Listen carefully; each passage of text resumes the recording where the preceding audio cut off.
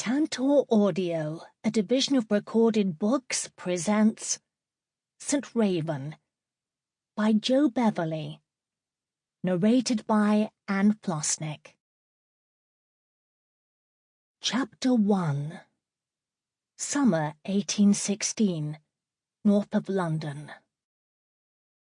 Still as a statue in the full moon's light, the highwayman watched the road. He controlled his mount without effort and without bit, and when the horse stirred, tossing its head, no jingle broke the quiet of the night woods. His clothing was dark as the shadows, his face concealed behind a black mask, and a delicate beard and moustache in the style of Charles I. He would be invisible, if not for the splash of a sweeping white plume on his broad cavalier hat. That plume was the signature of Le Corbeau, the bold French rascal who called himself the Crow and claimed the right to peck at those who travelled the night roads north from London. Though no one else could be seen, the Crow did not fly alone. He had men stationed north and south to warn of danger and of approaching prey. He waited for their signals in stillness, except for the stirring of his feather in the breeze. Then, at last, an owl hoot with a strange pattern at the end floated from the south. A victim approached, a suitable one. Not the well-armed mail coach or poor pickings on a sway-backed horse or in a cart. What came from the south was undefended, but worth the effort, and would be here soon. He listened until he heard the pounding of fast horses. With a sharp whistle of his own, he surged out of the trees and down the road, head-on to the coach and pair. The startled coachman dragged on his reins. By the time the coach stopped, Tristan Tregallows, Duke of St. Raven, commanded the two people in the coach with his cocked pistol, and two colleagues kept guard nearby. Heart-pounding in a way both alarming and pleasurable, Tris thought this was almost as good as sex. Pity this was his first and last night for the game. "Monsieur, Madame," he greeted with a slight inclination of his head. He continued in the French-accented English of the real Le Corbeau. "Please to step out of the carriage." As he spoke, he assessed his victims as best he could, given the dim interior. Perfect. Terror or threatened apoplexy might have driven him off, but he had a fashionable young couple at gunpoint. The lady sat closest to his side of the coach, and she seemed more furious than frightened. Her mouth was set, and her direct pale eyes showed outrage at his attack. "Damn your eyes, you gallows bait!" the man snarled. The voice confirmed him well-born, which was excellent. He would not miss half his money. "That is in the hands of le bon Dieu and the magistrates, monsieur. You, on the other hand, are in mine. Sautez. You know my reputation. I will neither kill you nor take your all. Unless," Tris added, trying for silky menace, "you continue to disobey me." "Oh, get out and let's get this over with," ordered the man, shoving the woman so hard that she banged against the inside of the coach. Her head snapped toward her partner, as if she'd blister him, but then she turned back to the open door, head bowed, apparently meek as milk. As Tris backed Caesar a few steps to make sure he couldn't be jumped, his mind danced with curiosity. The man was a cur. It seemed the woman might think the same, yet she obeyed. It could be an unhappy marriage, but such wives rarely rebelled over little things. He tried to shut off curiosity. He didn't have time for a mystery. Even so late, on a night with a good moon, another vehicle could appear at any time.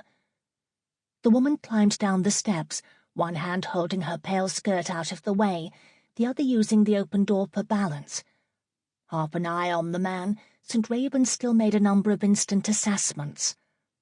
She tended to roundness rather than slender elegance. She was graceful in this awkward situation. She was dressed in a fine evening gown under a light shawl, unusual for travelling. Damn, perhaps they were called away to a deathbed. She had a neat ankle.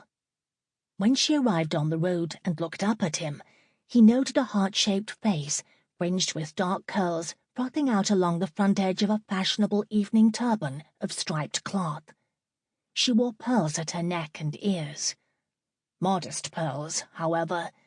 He wished she showed signs of fabulous wealth. He supposed he'd have to take them, or at least part of them. Damnation! Would returning them destroy the purpose of his enterprise? He turned his full attention to the stocky man who followed her. His top boots, breeches, jacket, and beaver hat might seem casual to some, but Tris recognized the height of fashion for a certain sort, a sporting Corinthian. The striped waistcoat, the flamboyant cravat, and the cut of the coat confirmed it and sent a warning. The man's heavy build would be all muscle.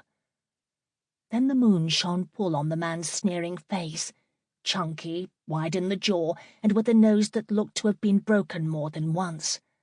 Crofton. Viscount Crofton, a man in his early 30s of moderate wealth and expensive tastes, especially in women, or rather in quantity of women. He was a bruising rider and pugilist who was generally to be found at any event promising sport, with men or women, and with a preference for the rough. Crofton had attended a gentleman's party at Tris's house once. It had been made clear that he would never be welcome again. It would be a personal pleasure to distress Crofton, but the man was dangerous and needed watching. Tris reminded himself not to be distracted, but some detail niggled, something that might be relevant here. He brushed it aside. He had a simple task in hand, to stage a hold-up so that the man in jail as Le Corbeau would be proved innocent. "Your purses, please," he said, but couldn't resist another glance at the woman. Crofton wasn't married, but dress, demeanour, and jewellery spoke of a lady, not a whore. Did he have a sister? Crofton pulled a handful of banknotes out of his pocket and tossed them onto the ground, where they fluttered in the breeze. "Grovel for them like the pig you are."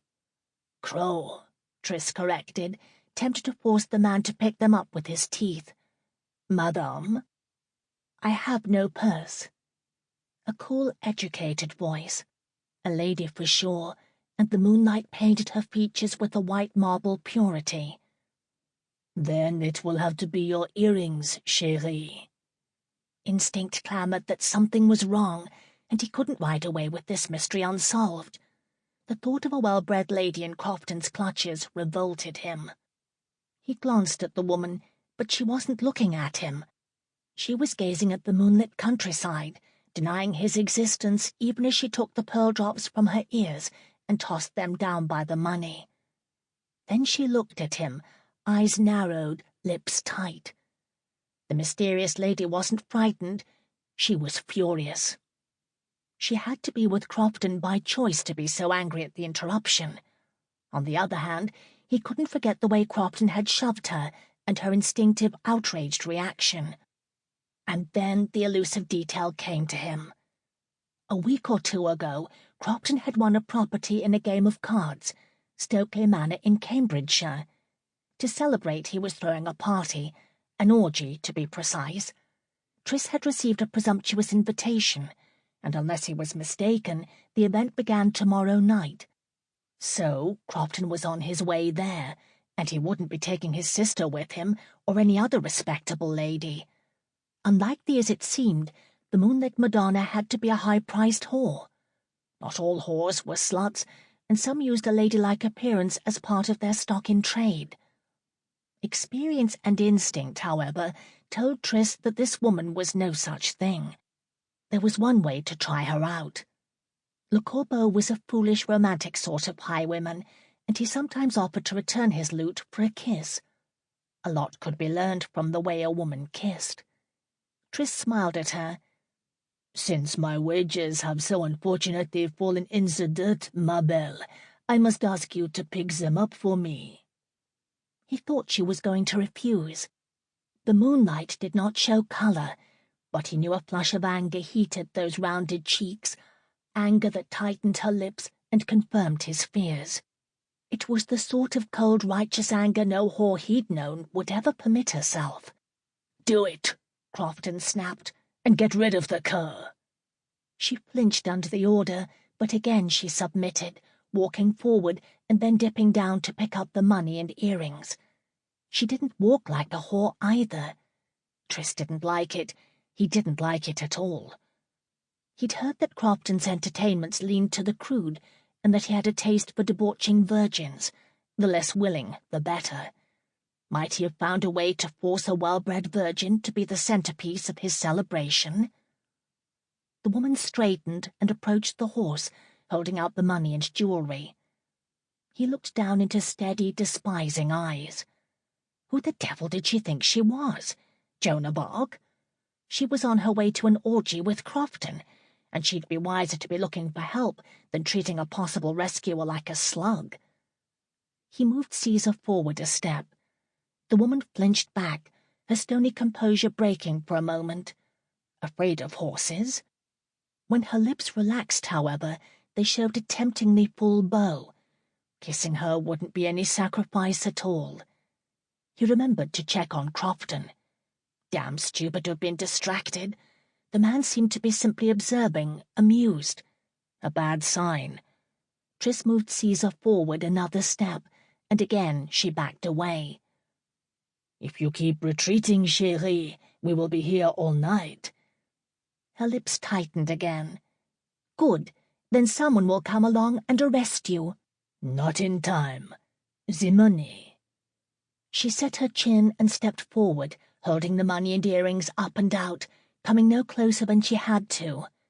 The contrast between her bravado and her obvious fear of Caesar touched his heart. He took the loot, and she hastily backed away. He separated the banknotes roughly in half and tossed part back on the ground. "I beggar no man." Crofton laughed. "That amount wouldn't beggar me, cur. Are we done, then?" Tris looked at the woman again. "I will return the rest and your earrings for a kiss, chérie." She took another step back, but Crofton pushed her forward. "Go on, Cherry. Kiss him. I'll let you keep the blunt if it's a good one." Tris saw her inhale a long, angry breath, sensed fire behind her eyes, but again she did not protest. What hold did Crofton have over her? "Well?" he asked. "If I must," she replied so coldly, but he felt he should shiver. He suppressed a grin. He liked her spirit. He extended his gloved hand. "I cannot risk dismounting, chérie, so you must come up." Panic staggered her then. "On the horse?" "On the horse." Cressida Mandeville stared up at the costumed madman on the huge horse, knowing she had finally reached her breaking point. She had struck a loathsome deal with Lord Crofton. She had set out to be his mistress for a week. She had endured some pawing in the carriage without throwing up. She would not, however, could not, get up on a horse. "Keep the money," she snapped. "Kiss him," Crofton snarled. Frozen by that, she did not react in time when the highwayman holstered his pistol, moved the horse forward, and leaned to snatch her up into the saddle in front of him. She swallowed a scream because she wouldn't show that sort of fear, but when she landed on the horse and it sidled beneath her, she clutched the enemy's jacket, her eyes tight shut, and prayed. There, petite. I assure you it is not so bad up here." The amusement in his voice stung her pride, and indeed now she was up here and the horse was still, it didn't seem too bad, as long as she had the robber's big solid body to hang on to. She made herself crack her eyes open. All she could see was dark clothing. Her head was buried against warmth and wool, surprisingly surrounded by the smell of clean clothing and spice. Sandalwood. A strange crow indeed. Since pride was all she had left, Cressida made herself release her clutch and straighten her spine. Having achieved that, she turned her head to see what Crofton was doing. Nothing, because another highwayman had the area covered by 2 pistols. Not a careless crow, but Crofton wouldn't interfere anyway. He must be finding this amusing. Cressida remembered attending the theatre in London some months ago and seeing a play that featured this rascally highwayman. There he turned out to be the hero. Reality, of course, was very different.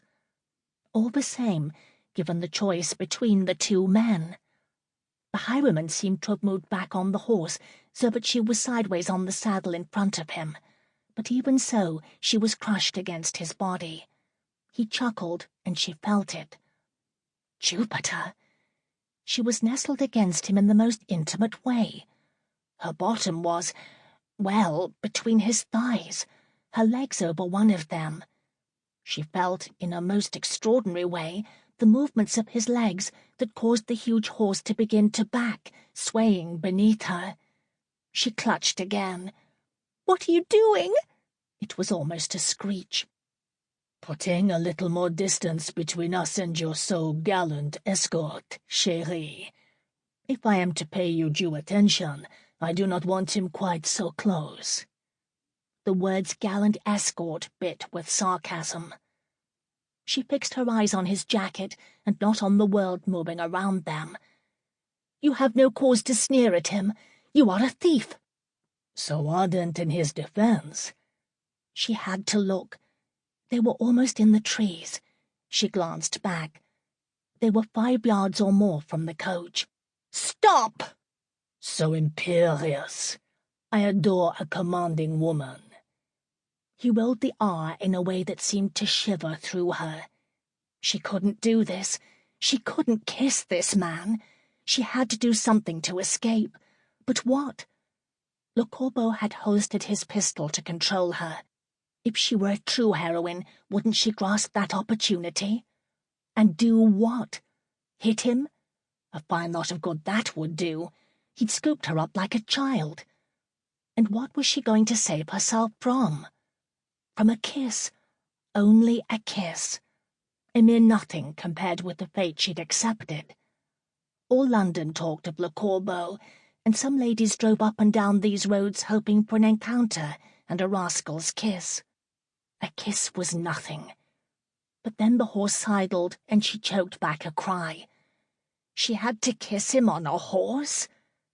If her imagination had ever stretched so far, this would have been the most impossible, most intolerable thing ever expected of her.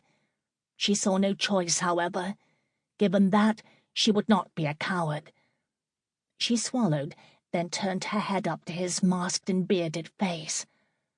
"May we have done with this, sir, so I can proceed with my journey?"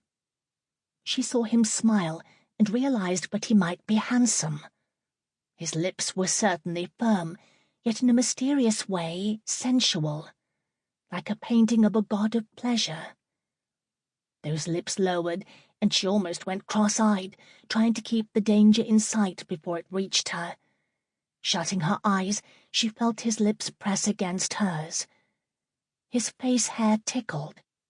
She tried to pull back, but his hand slid behind her head, confining her.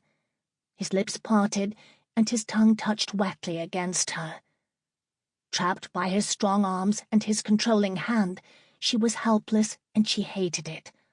What's more, this was no sort of kiss she had ever imagined. This was nothing to do with tenderness or affection. It was a contest between 2 vile men, and she wished them both to Hades. As his lips moved against hers, she sat perfectly still. She would give neither of them the satisfaction of seeing her struggle. If she admitted the truth, she was also still because any sudden movement might upset the monstrous beast beneath her. The man chuckled, then licked his lips. She jerked back, then stilled again, but her hands became fists. Oh, but she longed to fight, to pummel, to claw at the monstrous beast who assaulted her. But then he moved back and looked at her. Thoughtfully, questioningly, and Cressida knew she had made a mistake. She stared back. What had she done? Could she correct it? He looked at Crofton. Then he pushed the forgotten earrings and banknotes down the low front of her gown. Before she could express her shock at that, he gave a sharp whistle, turned the horse, and rode into the woods, taking her with him. Shock upon shock stole her voice for a moment, but then she screamed, "Stop it! What are you doing? Help!" He pressed her face hard to his chest so she could hardly breathe, never mind shout, as the beast pounded beneath her, carrying her away. Now she fought, with arms and legs, trying to find a place to scratch, to hurt. She'd rather fall off the horse than be stolen away like this. And her plan! Dear heaven, her plan! She heard the man curse, and the horse stopped, sidling and jerking. She freed a hand and yanked the highwayman's beard as hard as she could. It half ripped off in her hands. "Damnation!" He grabbed her hands. "Stay still, woman!" She flailed and kicked as best she could. "Let me go!"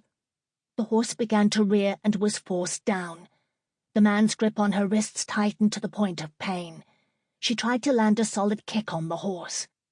Her ankles were caught by two strong hands. "Have your hands full, have you?" drawled a fashionable voice.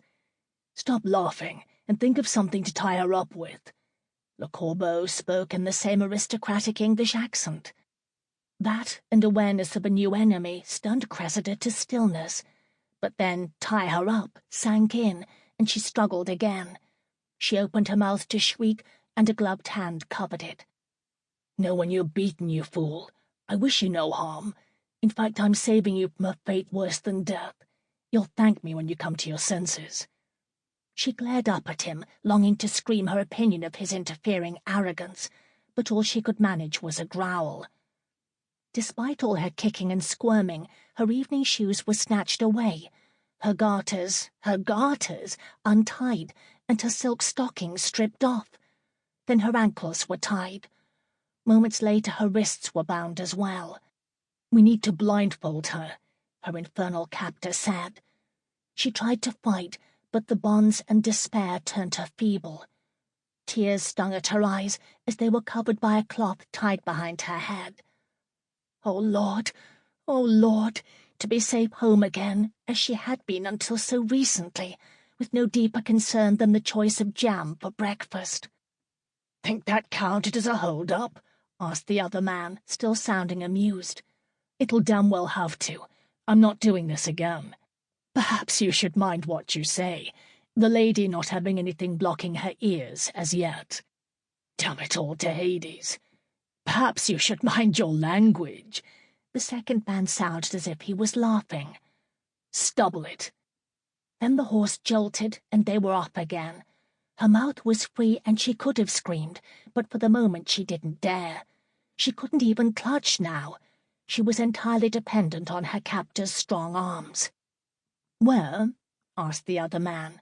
"The house. That's why she's blindfolded." A house that mustn't be seen. Fear turned her cold. Le Corbeau was not a Frenchman, but an Englishman, a well-born Englishman. He'd do anything to save himself from the hangman. Killing her would be a mere nothing. "Lord, save me! Lord, save me! Lord, save me!"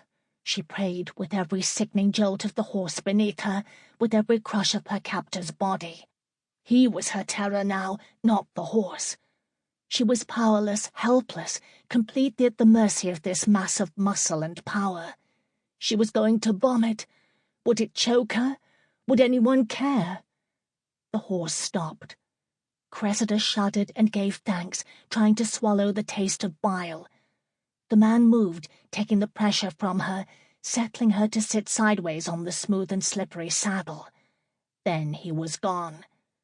She was alone, blind, bound, and unbalanced in the cold air. The horse moved. She fell.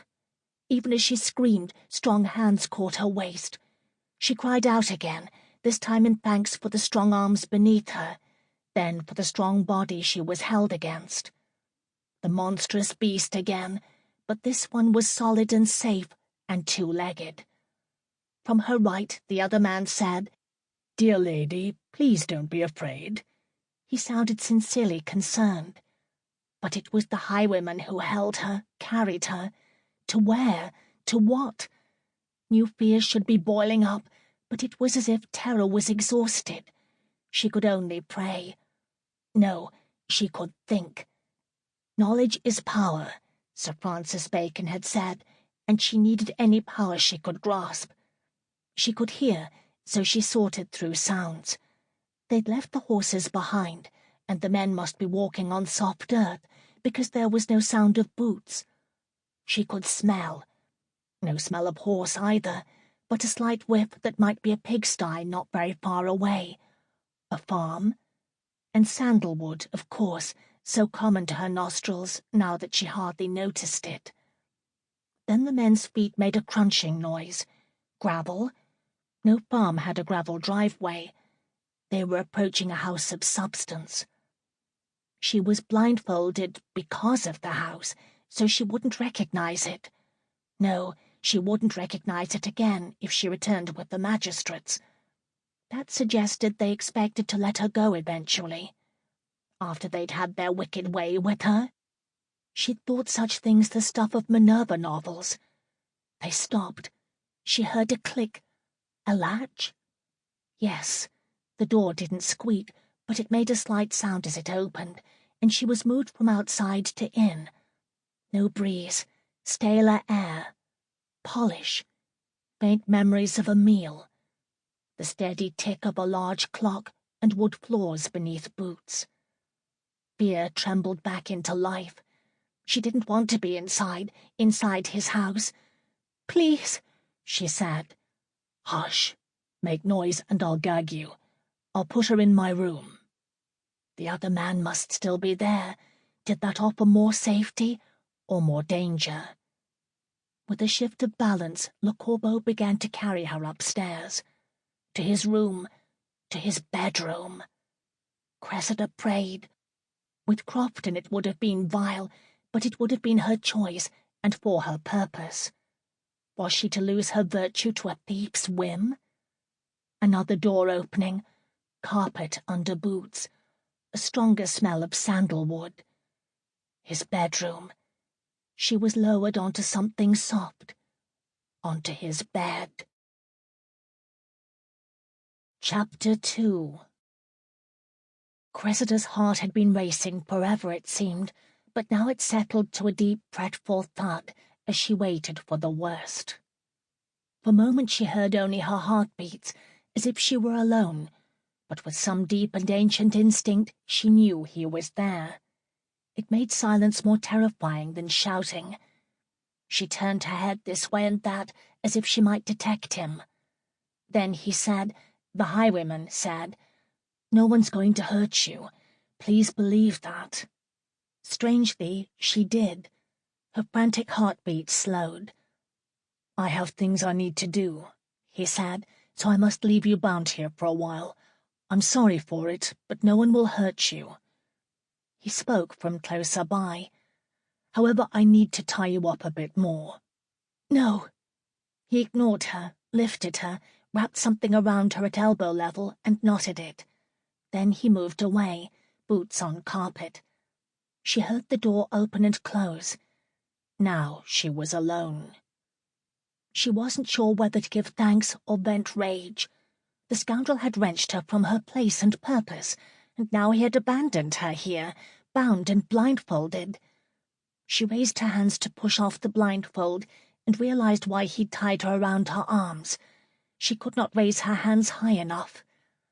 She wriggled her head on the pillow, but couldn't dislodge the cloth. She stopped. The cloth was tied over the back of her turban, and that was held in place with hairpins that dug and pulled at every movement. "Go hang yourself," she muttered to the absent villain, a useful phrase she'd found in Shakespeare. With any luck he'd be caught and end up at Tyburn doing the hangman's jig.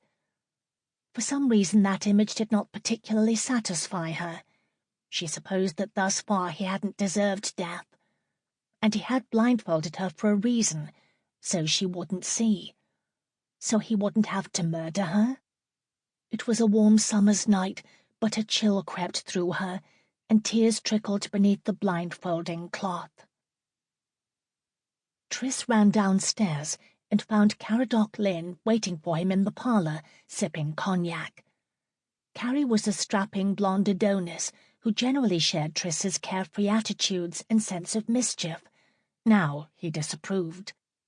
"I couldn't let her go with Crofton," Tris said. "I'd think not, but why tie her up?" Tris grabbed the decanter and poured himself some brandy. Smuggled brandy. a reward of another jape, but one that had gone a great deal more. Sample complete. Ready to continue?